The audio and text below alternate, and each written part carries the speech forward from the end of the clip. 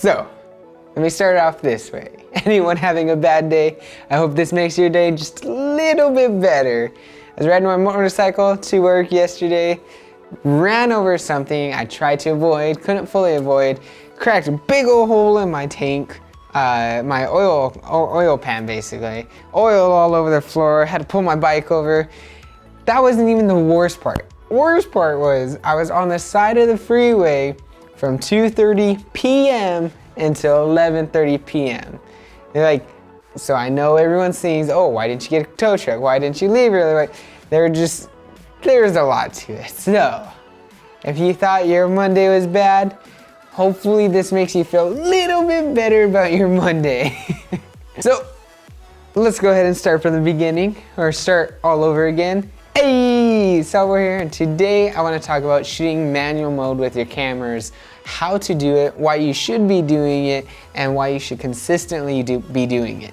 So firstly, number one, why should you be shooting manual mode? Me personally, I don't think you have to. You don't have to shoot manual mode. Technology has come a long way. I mean, look at all these cameras that are out. Look how tiny the form factors of these cameras are coming out. Technology has definitely come a long way, so I don't think you have to. To me though, personally, it's a creative aspect that you can control. Not just one creative aspect, but a whole multitude of things that you can control when shooting manual mode. But for example, say you're shooting a very dark scene, something that you want to focus on just one subject and want to make sure the one subject is bright enough or dark enough, whatever the case may be. It's going to be hard for the camera itself to know exactly the image you're trying to capture, the image you're trying to go for. So if you're shooting manual, you can go ahead and tell the camera you're going to be looking at this, and this is the only thing you're going to be looking at and the only thing you're exposing for. So another example is going to be depending on the things that you're shooting. So let's say for example you're in the snow. You're going to freak the camera out because the camera is going to look at the snow and think that everything's blown out when it's just the snow is white. So it's looking at everything as, holy crap, the entire scene is white. I think everything is overexposed and blown out. I need to make everything darker. So it's going to freak out. So certain situations, it doesn't know how to react. It doesn't know how it should be focusing on something or exposing for something, just because the scene itself or the environment itself is very hard for the camera to understand what the heck's going on.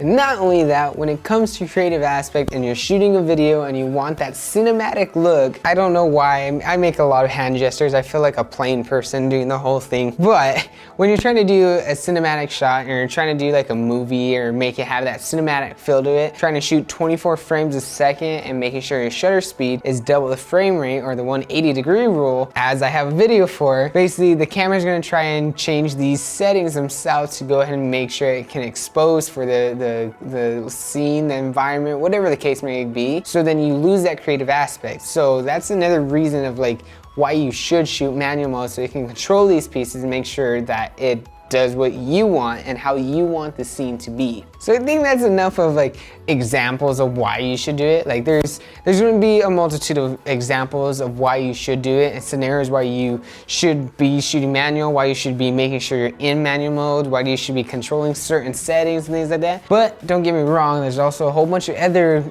reasons of why you should probably use auto features and things like that. But basically manual mode just gives you more control. So how do you start shooting manual mode? Some people, you kind of get told that you should be shooting it. How do you get started? Where do you get started? There's a lot of things that you're controlling with the camera, and it's kind of very complicated. You have your white balance, you have your ISO, you have the shutter speed, the aperture. You have all these different things that you're watching for. So where can you get started? How can you start shooting manual mode, or getting used to the fact of controlling manual mode? So I'd say step number one, understand what the settings do. So don't change the settings, don't control the settings, but just understand what they do. So for example, I have like camera basics, I have the ISO, it's the sensitivity of the sensor. I have shutter speed, it's how fast or how long the sensor is actually exposed. And then you have the aperture, how wide open is the lens and how much light is the lens actually letting into the sensor. So understanding those, what they do. White balance.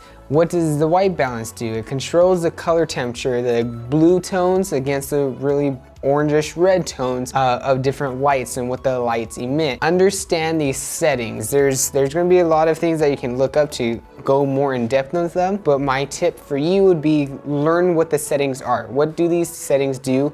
What are they? How do they help out? How do they work together to make a good image or a nice exposed, clean, white balanced image? My tip would be research and understand what these settings do. Don't know how to control them and what to change them and what scenarios to change them. Just know what the settings do, because it's going to help you with the next step. So my second step is going to be use the auto mode features that are on the camera already. So like I said, when you learn what each setting does, changing them, what they do, that just what they control, use the auto feature. When you use the auto feature, focus on what the camera is doing. So the camera is going to change the numbers for you. It's going to change, it'll tell you the ISO number that it's using, tell you the shutter speed that it's using, the aperture it's using. It'll tell you everything. So a good thing to start off with is see what the camera is going to do on its own.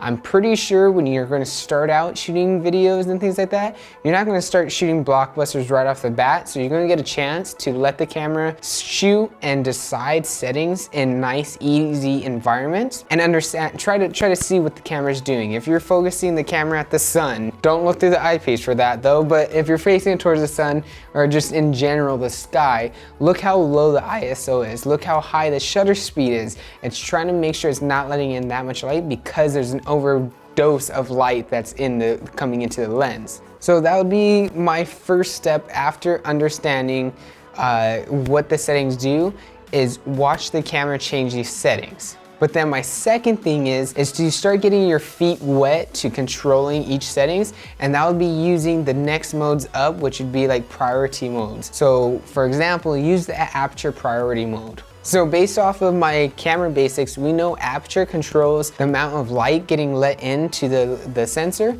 but also our depth of field of how much is in focus within the camera. So if you're set for aperture priority mode, then you're controlling the aperture, how wide it is and how narrow it is. The camera at that point is going to control your ISO and your shutter speed. So use this as a way to understand aperture, controlling aperture, changing aperture, seeing how you can make everything in focus and how you can make only a little bit of things in focus. So once you got used to the aperture mode or the aperture value, then it's going to be time for the time value. Basically your shutter speed, controlling shutter speed or shutter speed priority.